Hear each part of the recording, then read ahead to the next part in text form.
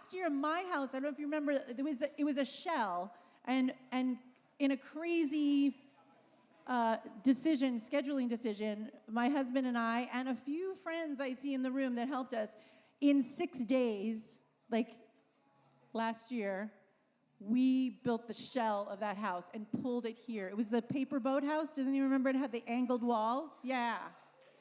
So, yeah, we've got a lot of beautiful hands in the room there've been a lot of great support to help that come together. So tomorrow on the tiny house, or it's a local house tour.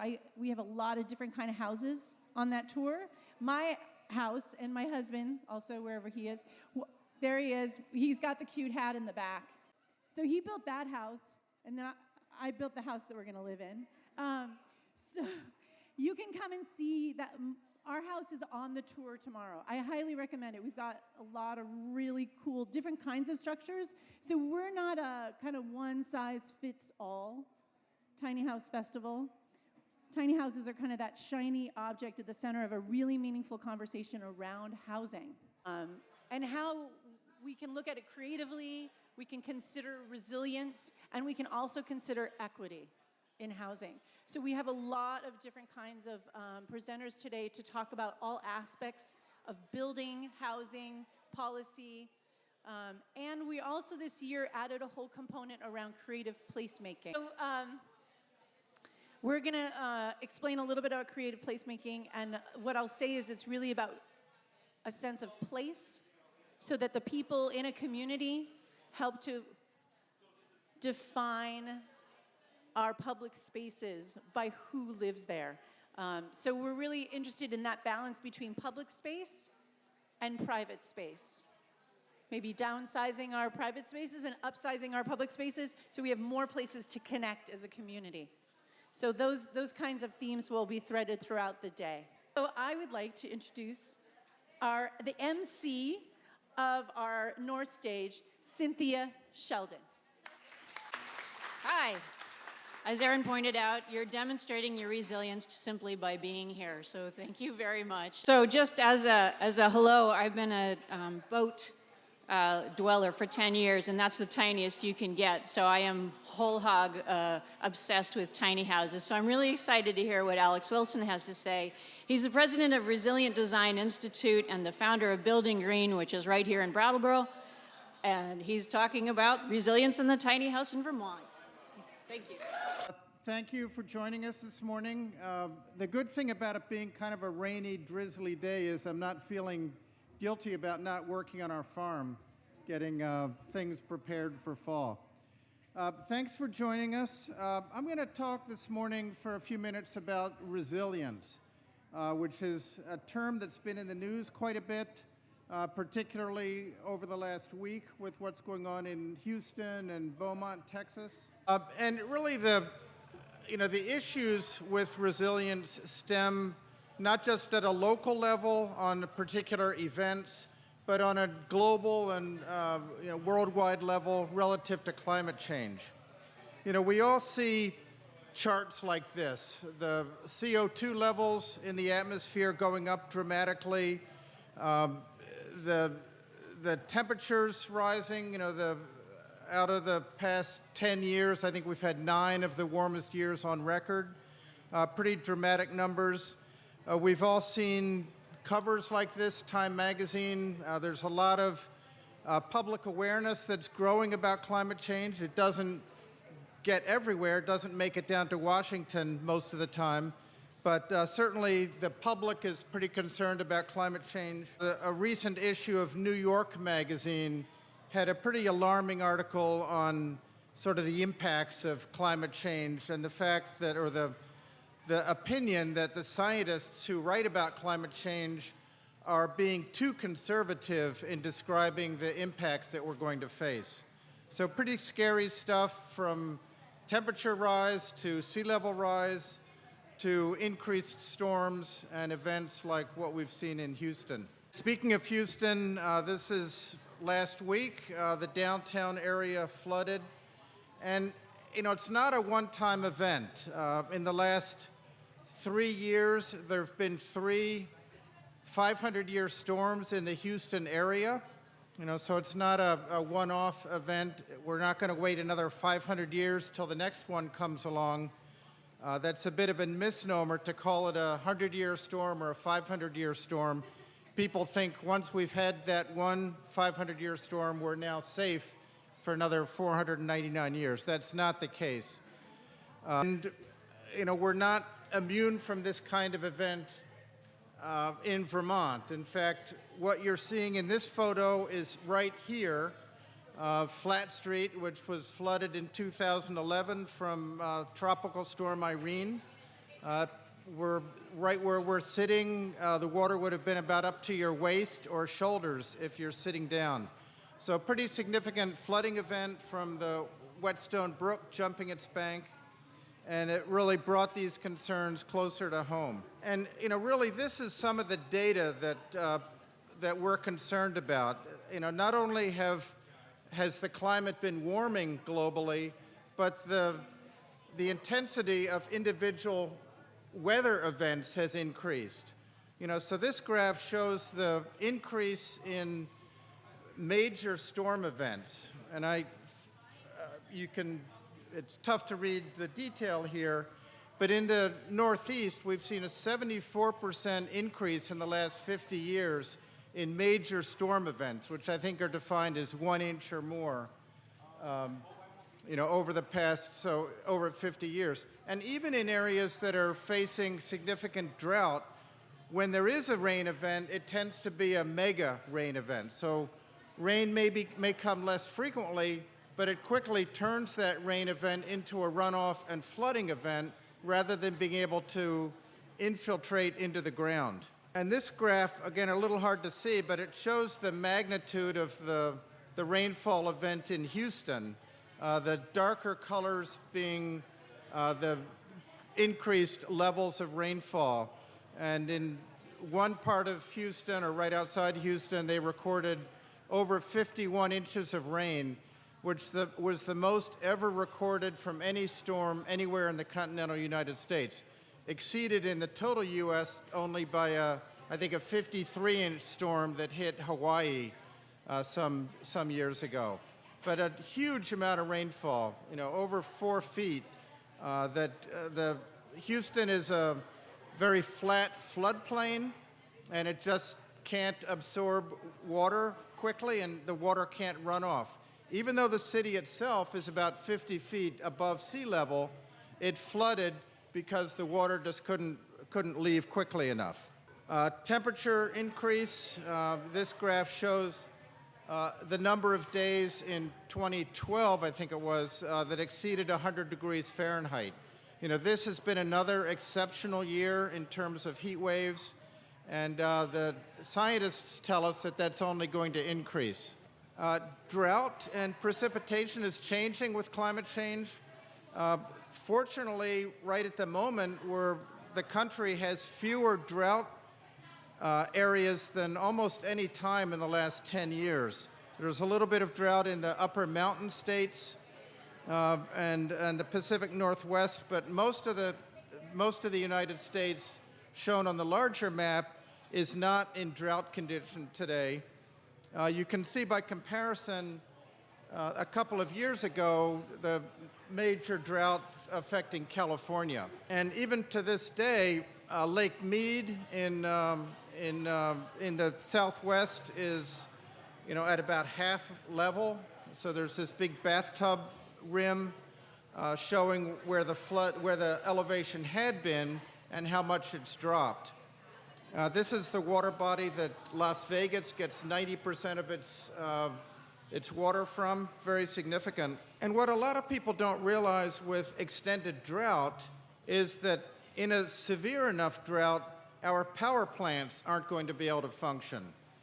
89% of power plants in the United States are thermoelectric power plants, so they take water, they heat that water using coal or natural gas or nuclear power, creating high-pressure steam that then runs these turbines, and then they have to condense that steam back into water. That takes huge amounts of cooling water, and as in an extreme drought, as water levels drop in the reservoirs or lakes or rivers that supply the cooling water for these power plants, our utilities may become more vulnerable to extended power outages or brownouts. And we've seen this happen in 2007.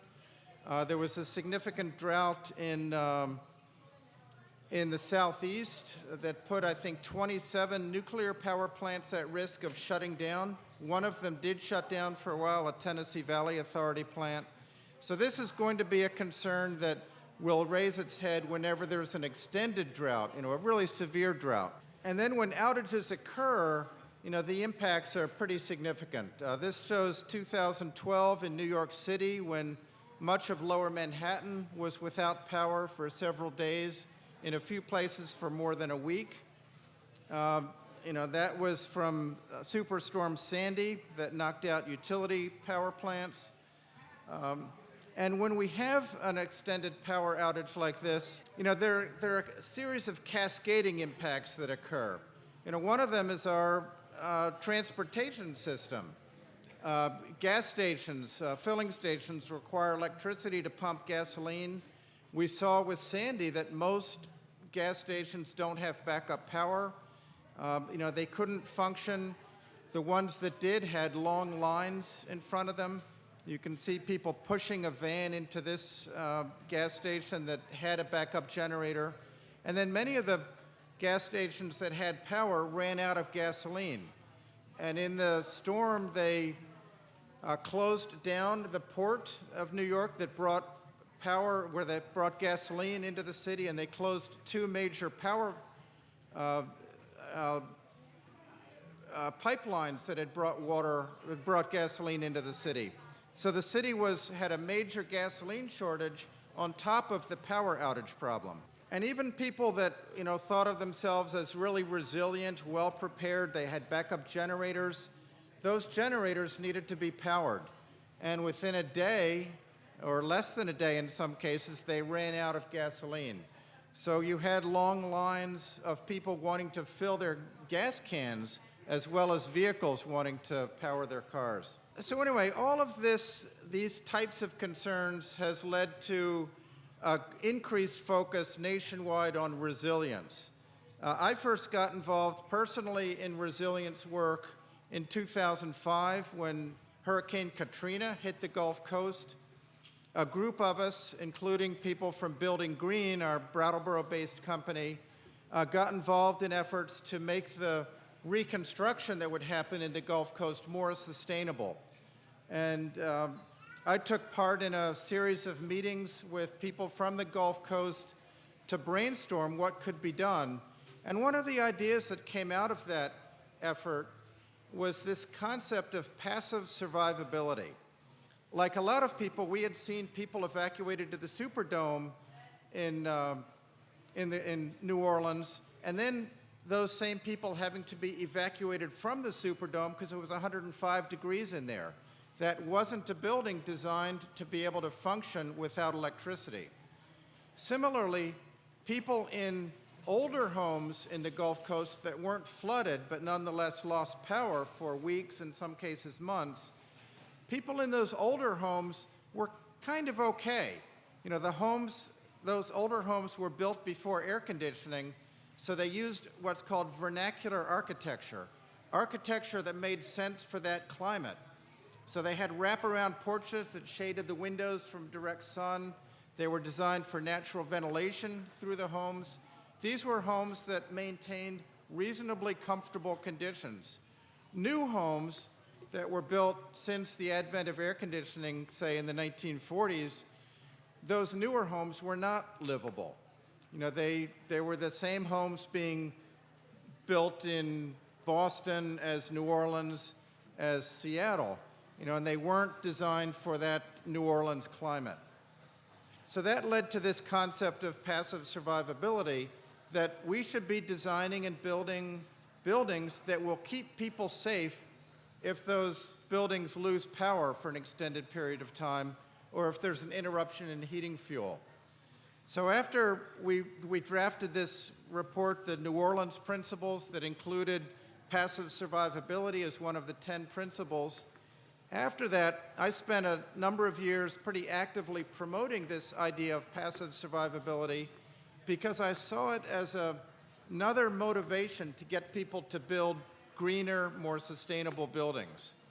A building that achieves passive survivability is going to be a super insulated building, a building that relies on passive solar heating, natural cooling, natural ventilation, all of the ideas that we've been advancing in green building. But it does, though, with passive survivability, the motivation is keeping people safe. So it takes the environmental focus of why I am all about green building and gives it another motivation, safety of occupants. So in 2012, I launched the Resilient Design Institute, a nonprofit organization based here in Brattleboro as a spin-off from Building Green to advance this concept of resilience, creating buildings and communities that will keep people safer in the event of a major disturbance or interruption, and be better adapted for a changing climate. Okay, so what's all this have to do with the tiny house movement? That's what you're here to learn about today. And so I'm going to spend the next part of this presentation going through some examples of tiny homes and talking about how it relates to resilience, how those tiny homes can be more resilient than standard construction.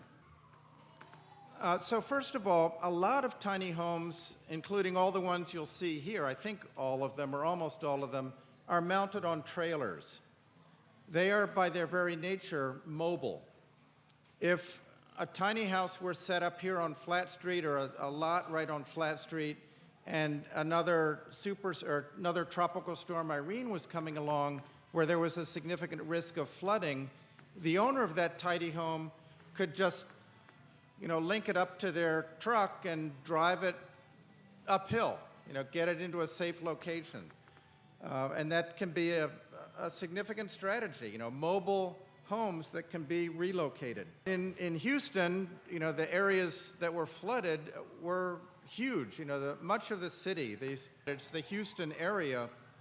And shown here in dark are areas that were hit by what's called a 500-year flood, or a flood that has a 0.2% chance of happening in any given year. And the lighter orange are areas that experienced 100-year floods, a flood that could be expected once every 100 years. The reason so much of the area around Houston is modeled in color like that is that Houston is built on a really flat place. The water spreads out. There aren't hills in Houston. Now, if you've got a tiny house and you're relying on getting it out of the area before a storm, you've got to think ahead. Once the conditions get like this, you can't just hop on the interstate with your pickup truck towing your tiny house. But fortunately, with weather forecasting today, we knew this storm was coming. They predicted, 3 or 4 days before Hurricane Harvey hit, that this storm could dump 40 inches of rain. The forecasters were spot on. So anyone who lived in the Houston area with a trailer-mounted tiny home would have been able to move that home safely out of the area. That's also going to be important with sea level rise. Like it or not, we're going to be experiencing significant rise in sea levels as ice melts in the Antarctic and in Greenland. That's already happening. A lot of the UN projections on the impacts of climate change have underestimated the amount of melting that's happening in Greenland and Antarctica. New data shows the melting is happening much more quickly than had been thought. So this is going to be a concern sooner rather than later. So this map shows Florida with a 1 meter increase in sea level. The areas in red would be underwater. This is Florida with a 3 meter increase in sea level rise. Some of the projections, not all of them, but some of the projections are saying we could see a 3 meter increase in sea level rise within, by the end of this century. It's going to dramatically change the face of Florida. And then 6 meters, you could hardly recognize Florida. It's going to be underwater, much of it. Okay, so this is, the framework of a lot of tiny houses, a trailer system. There are lots of different configurations, and as you explore some of the tiny houses on display here, ask about that. Talk about the different trailer chassis that are used in building these. And I'll just go through some examples of them. This one on a ferry in Vancouver, a manufacturer that makes these in Vancouver, British Columbia. Obviously mobile, small enough to be taken onto a ferry. A lot of these homes can be set up fairly permanently, put up on blocking with outdoor steps and decks and so forth, but are still fundamentally very mobile. Another example here, a huge diversity of design, and that's one of the beauties of the tiny house movement. So much diversity in what we can be creating. Another one, this one a bit larger, a 3-axle trailer, still small enough to be towed by a 1-ton truck. And then if it gets too extreme, we can go to tiny houses that are floating. We see a lot of floating houses in places like Sausalito, California, Seattle, Bainbridge Island, Washington. This actually is a photo of a company that does modular tiny houses in Russia, near Moscow. And I was struck by this particular design. I think that's on the Volga River. Okay, so another advantage of tiny houses relative to resilience is the need to heat and cool those buildings. The heating loads are tiny. And if we build those in a smart way with adequate levels of insulation, you can heat and cool them with very, very small heating and cooling systems. So in the event of an extended power outage or an interruption in heating fuel, the ability to heat them with other means becomes much easier. It's not a 2,500 square foot house that's going to take cords of wood to heat or large quantities of oil or gas to heat. And really, that's one of the key aspects of resilient design and passive survivability. And it's illustrated pretty well by this chart showing buildings in New York City, different types of homes in New York, and what happens during a 1-week power outage. This is based on thermal modeling of those buildings. And the different colors here are different types of homes. So the top line in blue is a row house, then a brick low-rise. The orange line in the middle is an all-glass high-rise building, of which a lot of them are being built in New York City. Not very sustainable, not very resilient. And then the red at the bottom line is single-family house. And you can see that the temperature drops pretty precipitously over the course of the week, getting down to a level that would be very dangerous to live in, really not warm enough to keep people safe. So if we instead build very energy-efficient homes, we get a very different appearance to these graphs, where the drop in temperature is much more gradual. The insulation retains heat, the thermal mass in the buildings, particularly in, say, a brick row house, it carries over for an extended power outage without becoming dangerous in there. So it's going to maintain livable conditions. So New York City has focused on this, I think, more than any other city in the country. After Superstorm Sandy, they pulled together a task force to look at how to make the city more resilient. I was part of that task force, the Building Resiliency Task Force. We came up with this report with 33 recommendations for changing building codes, other regulations to enhance resilience in New York City. One of those recommendations was to ensure that buildings will maintain habitable conditions if they lose power. That measure hasn't been implemented in the way of changed building codes yet, but at least it's out there in a very concrete recommendation. And I should mention that of those 33 recommendations that came out of this report, half of them have now been implemented in the city. And this is a city with a lot of bureaucracy. You know, it's amazing to see how quickly the city changed its ways. Okay, so in terms of how to heat and cool tiny houses, you know, fortunately, because of the very small heating loads and cooling loads, you can heat these very easily with devices like an air source heat pump, so-called a mini split heat pump. You know, that's what's shown there on the front of this building. You could actually use a much smaller one for a well-insulated tiny house. So that has an outdoor unit. It also has an indoor unit, which you can just see in the very top. You can see a corner of it, sort of above the kitchen area near a loft. Here's another photo of that from the loft, looking out, so seeing that mini split air source heat pump diffuser. In rural areas, you can use wood heat. This is a project in Asheville, North Carolina, a tiny house made by a company that builds tiny houses, heated with a very energy efficient wood stove.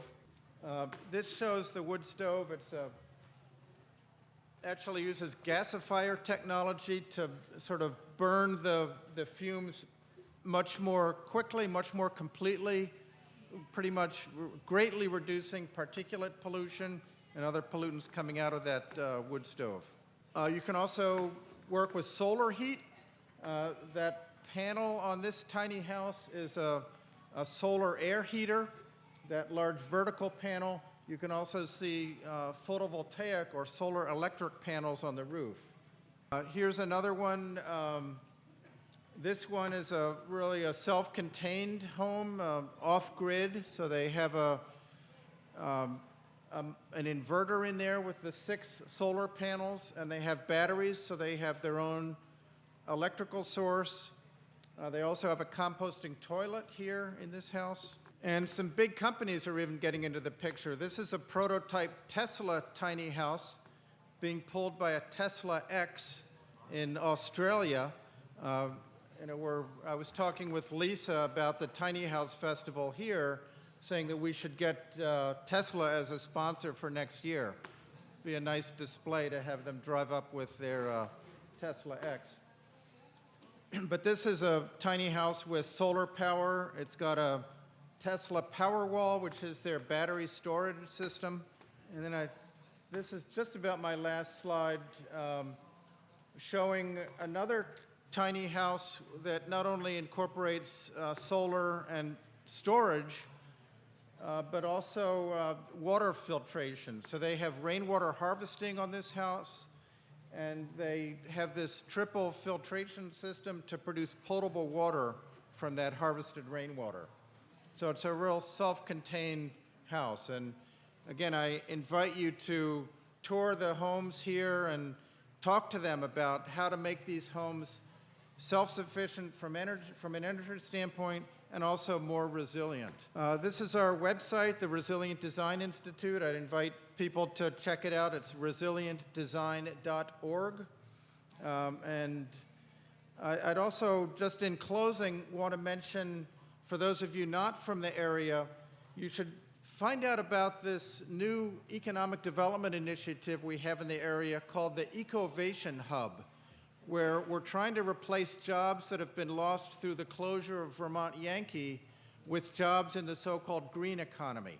And these could be manufacturing jobs, building tiny houses, groups like the Rich Earth Institute with technologies to serve the needs of not only tiny houses, but all houses, and some other really exciting initiatives. So look into that.